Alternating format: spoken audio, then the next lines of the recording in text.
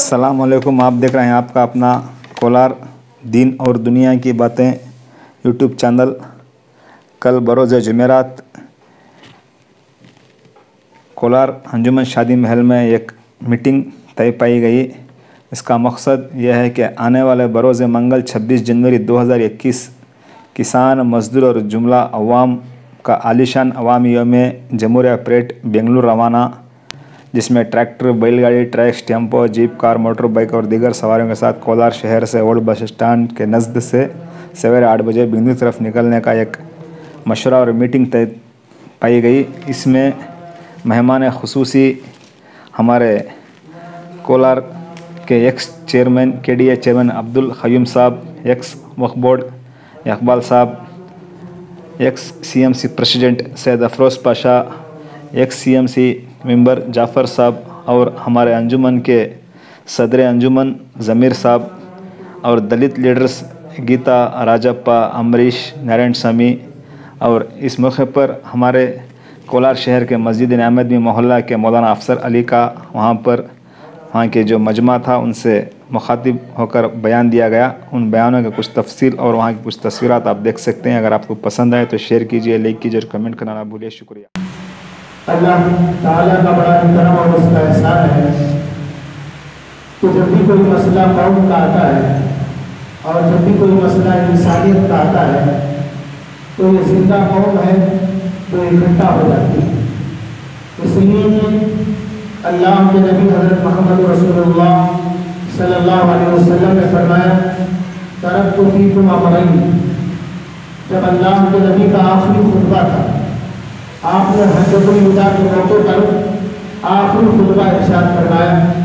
عرفات کا میدان تھا، رسول اللہ صلی اللہ علیہ وسلم کے سامنے غالباً 1400 یا 1450 صحابہ کی جماعت تشریف فرما تھی، تو آپ اپنی اونٹنی پر سوار تھے تو اللہ کے نبی صلی اللہ علیہ وسلم نے صحابہ سے پوچھا کہ ایُّ شہر، یہ کون سا مہینہ ہے؟ اللہ کے نبی صلی اللہ علیہ وسلم صحابہ سے پوچھتے ہیں کہ ایُّ شہر، یہ کون سا مہینہ ہے؟ جبکہ وہ مہینہ سب کو پتہ ہے کہ حج جو ہوتا ہے ذی الحجہ کے مہینے میں ہوتا ہے۔ صحابہ نے عرض کیا کہ واللہ اعلم و رسول، اللہ اور اس کے رسول صلی اللہ علیہ وسلم بہتر جانتے ہیں۔ اس لیے کہ صحابہ کو اللہ کے نبی صلی اللہ علیہ وسلم کے سامنے بولنے کی کوئی طاقت اور کوئی ہمت نہیں تھی، بلکہ حدیث کی کتابوں میں آتا ہے کوئی ایسے صحابہ تھے جو اللہ کے نبی صلی اللہ علیہ وسلم کو آنکھ اٹھا کر دیکھتے تھے۔ ایک حضرت سیدنا ابوبکر صدیق رضی اللہ تعالیٰ، دوسرے حضرت عمر فاروق رضی اللہ تعالیٰ۔ تو چنانچہ کہنے کا مقصد یہ ہے کہ بات بڑی اہم آ رہی تھی، اس لیے اللہ کے نبی نے پوچھا کہ ایُّ شہر، کے کون سا مہینہ ہے؟ پھر پوچھا کہ ایُّ یوم، آج کون سا دن ہے؟ پھر پوچھا کہ ایُّ یوم، کے بعد آپ نے پوچھا کہ یہ کون سی زمین ہے؟ جبکہ معلوم ہے کہ یہ ذی الحجہ کا مہینہ ہے اور یوم عرفہ کا دن ہے اور عرفات کا میدان ہے، سب معلوم ہے۔ اللہ کے نبی صلی اللہ علیہ وسلم نے بھی فرمایا کہ اے میرے صحابہ، ہو سکتا ہے کہ آئندہ سال میں رہوں یا نہ رہوں، میں تمہارے لیے کچھ باتیں اور نصیحتیں فرما رہا ہوں۔ اللہ کے نبی کو نصیحتیں فرمانا تھا، فرمایا۔ آخر میں آپ نے ارشاد فرمایا کہ اگر میں تمہارے سے جدا ہو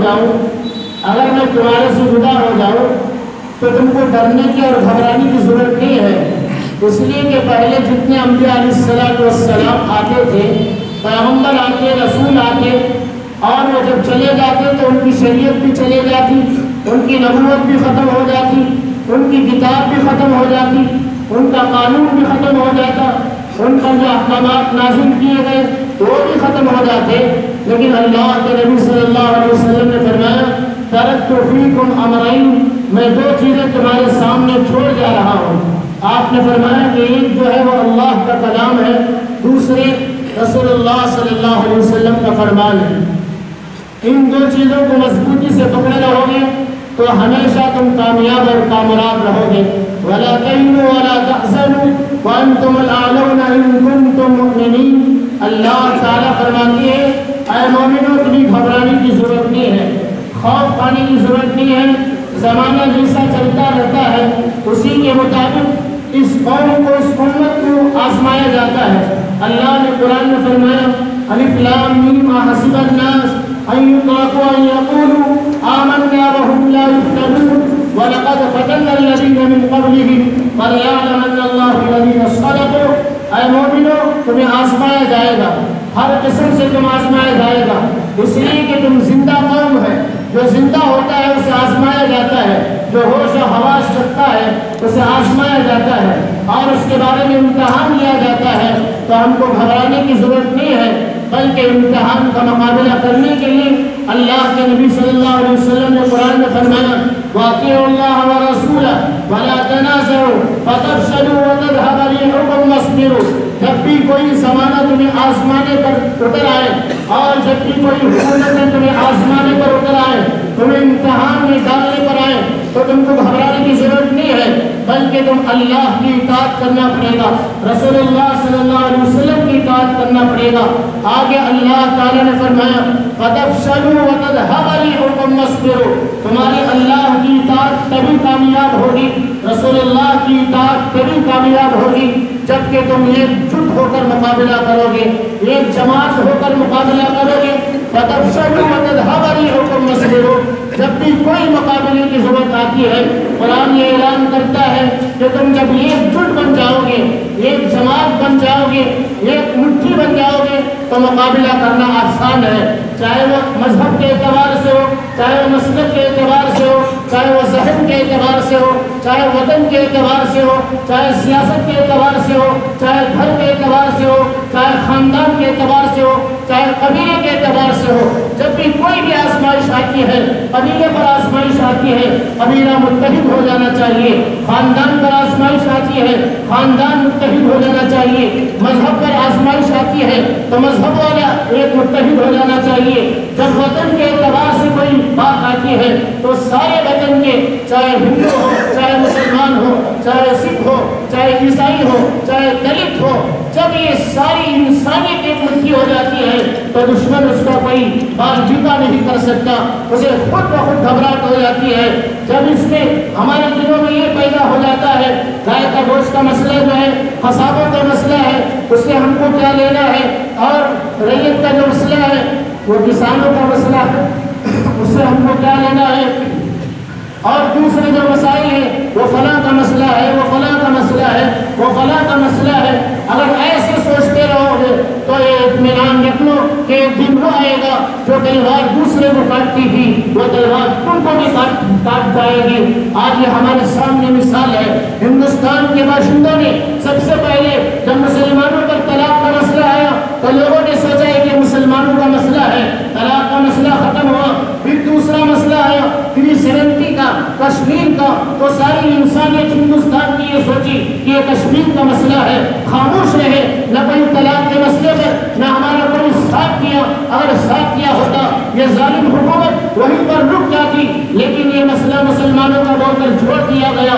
370 کا مسئلہ آیا، کشمیر والوں کا مسئلہ بول کر چھوڑ دیا گیا، اس میں بھی وہ کامیاب ہو گئے۔ NRC کا مسئلہ آیا، CA کا مسئلہ آیا، کئی ایسے مسائل پیدا ہوتے گئے جو حکومت کے قدم آگے بڑھتے گئے، ان کی ہمتیں بڑھتی گئی، ان کا حوصلہ بڑھتا گیا، اور ان کی ساتھ دینے والی جو جماعتیں ہیں ان کا ساتھ برابر دیتی رہی، اور یہ قوم یہ سوچتی رہی یہ فلاں کا مسئلہ ہے، یہ فلاں کا مسئلہ ہے۔ آتا مسئلہ کسانوں پر مسئلہ آیا۔ کسان کی ایسی طاقت اور حیثیت ہے اور ایسا مقام ہے، کسان ایسی زمین جو کہ سوکھی رہتی ہے۔ اللہ نے قرآن میں زمین کی تعریف فرمایا الذی خلق الموت والحیات لیبلوکم ایکم احسن عملا وهو العزیز الغفور۔ سوکھی ہوئی زمین پر جب انسان محنت کرتا ہے تو اس میں بہترین اناج نکلتا ہے، اناج کو انسان استعمال کرتا ہے۔ کسانوں تک مسئلہ آیا، ہمت یہاں تک بڑھی اور بڑھتی بڑھتی ہم سوچتے رہے یہ گاؤں کا مسئلہ جو ہے UP کے لیے ہے، ہریانہ کے لیے ہے، فلاں کے لیے ہے، فلاں کے لیے ہے۔ آتا مسئلہ ہمارے اسٹیٹ کے لیے آ گیا، یہ ہمارے اسٹیٹ کے لیے آ گیا۔ آج بھی ہم یہ سوچتے رہیں گے یہ چھوڑے جو خسابہ کا مسئلہ اپنا کہیں نہیں۔ جب ظالم حکومت ظلم پر اترتی ہے تو اس کے ظلم کو دیکھ کر خاموش رہنا بھی ظلم ہے۔ کسی پر ظلم ہوتا ہے تو ظلم کو دیکھ کر خاموش رہنا بھی ظلم ہے۔ اللہ کے نبی صلی اللہ علیہ وسلم کی ایسی شخصیت اور آپ کی ایسی شان اور آپ کی ایسی طاقت کہ انسانیت میں سب سے پہلے ظلم کو مٹانے کی، ظلم کو ختم کرنے کی اور غلامی کو ختم کرنے کی، ابھی میں پرچہ پڑھ رہا تھا، اس میں لکھا ہوا ہے اگر ایسا بھی ہوتا رہا تو ساری اس کی ہندوستان کی عوام جو ہے ان کارپوریٹ کمپنیوں کی غلام بن جائے گی، غلام بن جائے گی۔ حقیقت ہے جب مال کسی مالدار کے پاس چلا جاتا ہے، ٹھیکیدار کے پاس چلے جاتا ہے، کسی بڑی پونجی والے کے پاس چلا جاتا ہے، پھر اس مال کی قیمت وہ لگاتا ہے، اس قیمت کے مطابق بازار میں فروخت ہوگا، خریدنے والے آپ بھی ہوں گے، خریدنے والا میں بھی ہوگا، خریدنے والا مسلمان بھی ہوگا، ہندو بھی ہوگا، دلت بھی ہوگا، ہر وہ انسان جس کی زندگی اس رزق سے چلتی ہے، اناج سے چلتی ہے، وہ سب کے سب خریدنے والے ہو جائیں گے۔ یہ ظلم جو ہوگا وہ سب پر ظلم ہوگا۔ اب گوشت کا مسئلہ لے لیجیے، یہ صرف اس میں قصاب نہیں ہے، اس میں کھال بیچنے والا، ہڈی اٹھانے والا، چربی کو استعمال کرنے والا اور گوشت لے جا کر اپنے غریب بچوں کو کھلانے والا، ہوٹل میں کام کرنے والا، ہوٹل میں پکانے والا، ہوٹل میں بیچنے والا، یہ لمبی فہرست ہے۔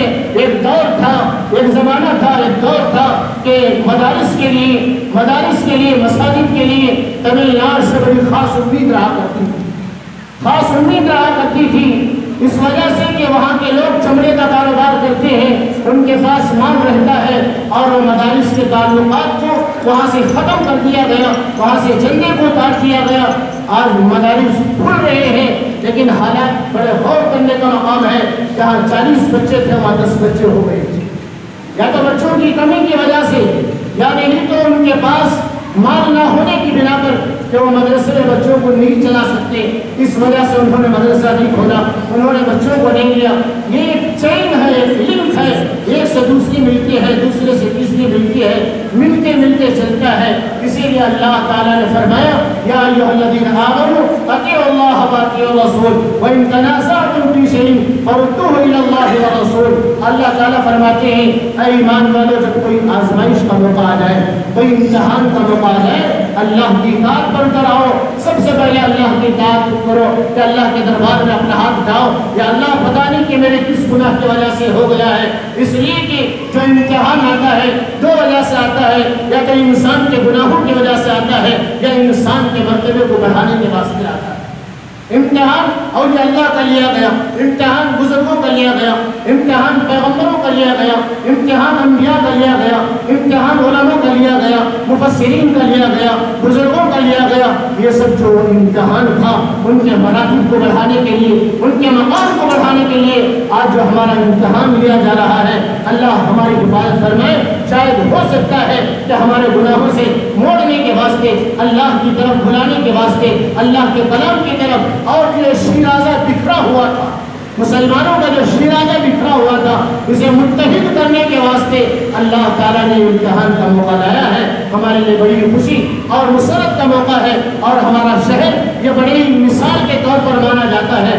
جب بھی کوئی بات آتی ہے تو سب سے پہلے ہمارے شہر سے آواز اٹھتی ہے، اور یہاں پر سارے کے سارے مسلمان ایک جگہ جمع ہو جاتے ہیں۔ تو اللہ تعالیٰ سے دعا ہے کہ اللہ تعالیٰ جو ہماری اتحاد اور اتفاق کی مثال ہے اسے اللہ تعالیٰ برقرار رکھے، اور آئندہ اللہ تعالیٰ اس میں اور اضافہ اور مزید طاقت اور قوت عطا فرمائے۔ اللہ تعالیٰ مجھے اور آپ کو قائم اور سننے زیادہ عمل کرنے کی توفیق عطا فرمائے۔ السلام علیکم۔